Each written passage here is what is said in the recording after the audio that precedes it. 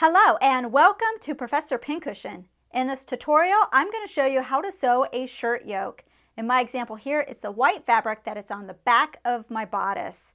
You commonly find these in button-down shirts. Your example may be a little bit different than mine, but hopefully this tutorial will still help you out. Let's go ahead and get started.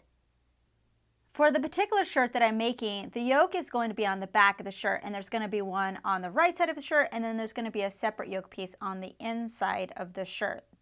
So just to make things clear, I'm going to use this for the one that's going to be on the outside. This one's going to be on the inside, and then I also cut a piece of fusible interfacing. I'm going to be applying fusible interfacing to the yoke piece that's going to be on the inside of the shirt. Now chances are you're using the same fabric for both yoke pieces. I'm just using different fabric, so it'll be a little bit more clear on which piece I'm using for what. So I have the wrong side facing up. I'm going to be applying fusible interfacing to that wrong side. Now one side of your fusible interfacing will have those glue bubbles. That goes to the wrong side, and then the side on top should be nice and smooth. I already have my iron heating up. I'm going to be putting a cloth to protect it. Just be careful you don't shift anything once you place the cloth on. Then dampen it. Just needs to be damped.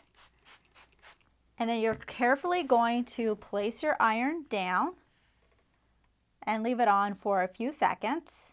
And then when you want to move on to a new section, lift your iron completely up and then set it back down. So we're not actually shifting anything over. So you're going to do it for the whole area until your fusible interfacing is attached.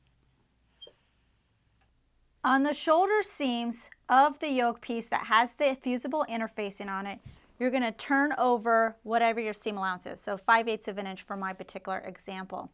You're going to turn it 5/8 of an inch and you're going to press it. So you can see I'm pressing from the right side to the wrong side, and I already did it on this side. Once you have it pressed, you're going to go ahead and trim some of it away, so you're leaving about 3/8 of an inch left here on the raw edge. Now we're going to start attaching our yoke pieces to our shirt. So this is the back bodice shirt part. You can see the bottom of the armholes here. And I have my other yoke piece. So this is the one that's going to be on the outside of the shirt. There's no interfacing attached to it. I'm going to match up this line and this line here, making sure to place the pieces right sides together. So you can see the right side of my shirt is facing up. So I'm going to pin this area here and then take it to my machine. For this seam, you can just do a basting stitch, which means it's the longest stitch on your machine. You don't have to do any back stitching. We're going to do a more permanent stitch later once we bring in the other yoke piece. And I'm just doing this at my normal seam allowance, or you could do it a little bit smaller if you wish. Take your shirt now and flip it over. So we're looking at the back of our back bodice, and you can see we're still looking at that same top area. And you're going to grab your other yoke piece. So this is the one that has the interfacing, and we're going to do the same thing. So you're going to place the right side of this yoke to the wrong side of the shirt, but you're matching up the same area, and you're going to pin it again, and then we'll take it to our machine. Now for this, I'm definitely doing it at my seam allowance and doing the back stitch at beginning and end, because this time we're doing a regular length stitch, so just a normal straight stitch.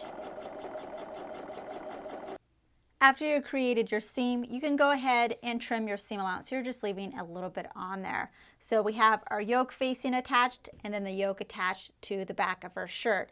You're going to take your seam allowance and press it towards the yoke that does not have the interfacing to it. I flip the back over again. So again, we're looking at the right side. So I have my yoke up here on top. The facing, the one with the interfacing, I'm just keeping down below so it's staying out of the way. So this is up here by itself, and I'm going to grab the front shirt pieces. We're now going to attach them to the shoulders of the yoke. So I have it right side to right side. I'm matching up any notches I have, and I'm going to pin and stitch whatever my seam allowance is, and I'm going to do the same thing on this side as well. Go ahead and trim both of your shoulder seam allowances. So again, we're leaving just a little bit. And again, you're going to keep your seam allowance closed and press it towards the yoke. So they're right on top of the yoke, just like this seam was. So they're all coming towards the center of the yoke. Then you're going to take this yoke that has the interfacing, you're going to pull it up so that this folded edge that we created meets the stitches of your seam line. So it's going to overlap, and all these seam allowances that we have now are going to be enclosed inside both of our yoke pieces. So it's going to look like this on the inside of our shirt. You're going to go ahead and pin these shoulder seam areas together because we're going to be doing a slip stitch here and a slip stitch here.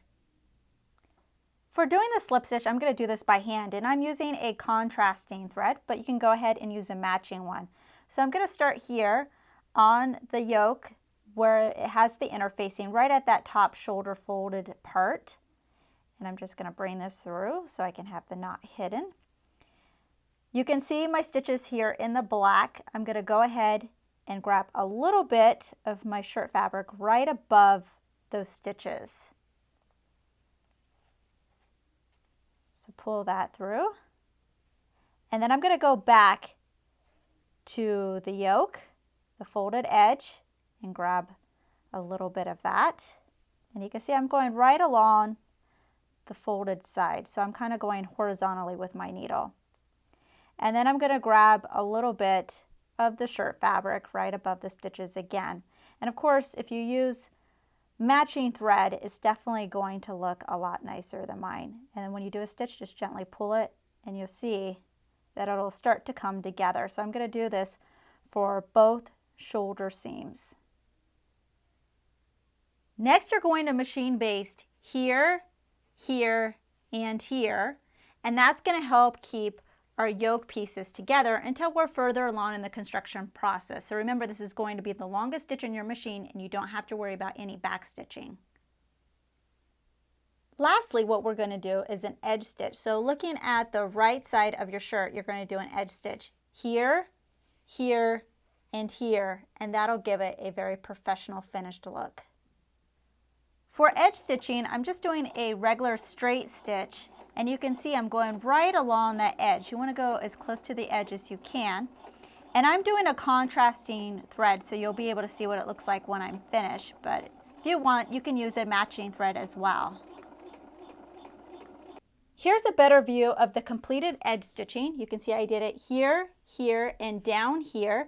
I did it on the side of the yoke right next to the edge. After you're done with this, the yoke is pretty much completed, and you can continue on with the construction of the rest of your shirt. New tutorials are released weekly, so please subscribe to be notified of the next release. Make sure to check out our other videos and visit ProfessorPincushion.com to view our complete library with well over 200 sewing video tutorials, including our exclusive premium content. Our premium membership is only $5 a month for unlimited access and only available at ProfessorPincushion.com. Also, don't forget to download our mobile app for videos on the go. Thanks for watching.